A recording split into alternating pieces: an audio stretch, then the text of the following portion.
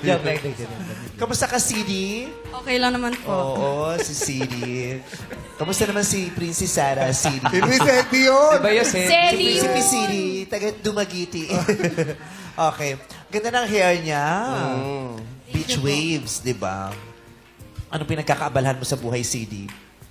Nag-aaral po ako. Saan? Sa Binalbagan Catholic College po. Binagbagan Catholic College. Yes po. Isa ka bang player? Ano po? Isa ka bang player? Bakit? Ba't mo Hindi nasabi? CD player. Apelido niya yung CD. Ano? Apelido niya yan. Anong pangalan niya? AD. ABC! Hoy, ano ba kayo? You guys are so silly. Ha? You guys are so silly. Tapos ka-high school ka na or college? College po. Pangalan niya yan. Anong apelido niya? Apelido niyan is the place to be. Cindy yun! Ano ba naman ito? Ano yun? Lumang fast food chain. Cindy's. Oo, wala na yata yun. Wala na yan. Di ako sure. Wala na. Wala na. Meron niya sa Avenida dati. Yes. Pero di ba ang pangalan mo talaga, Quezon? Quezon CD.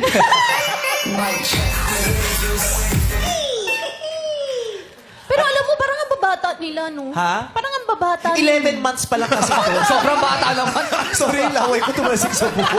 Bubula. Ilan taon na ka ba, Joshua? 11 months to 21 po. 1 year. 1 year, ano? 21 po. 21. Si CD. Kaya naman pala 18 naka-leather po. na siya kasi debut niya ngayon 21. Kaya leather shoes siya. 21 leather shoes. Leather Yeah. 18 lang pala si CD. Si CD, oo. Oh, mga bagets pa. Bakit parang medyo iba yung tingin mo kanina kay CD? May ilap, parang hindi, magalit. oo. May Parang wala nang lambing yung tingin, no? Parang galit ka kay Joshua. Yung totoo. Umaming ka, nandito kami para protektahan ka. Medyo lang naman po. Medyo. Medyo. Yes Sa po. sobrang galit niya, lumalampas yung daliri niya dun sa sapatos niya. Hindi, mataas Ipasok mo yung kasi. yan. Ipasok mo yung lalaki kaya. Igaganon mo lang yan. Iuurong mo pa pang ganon. Isa sa sobrang galit po talaga, gusto gumaganon talaga siya.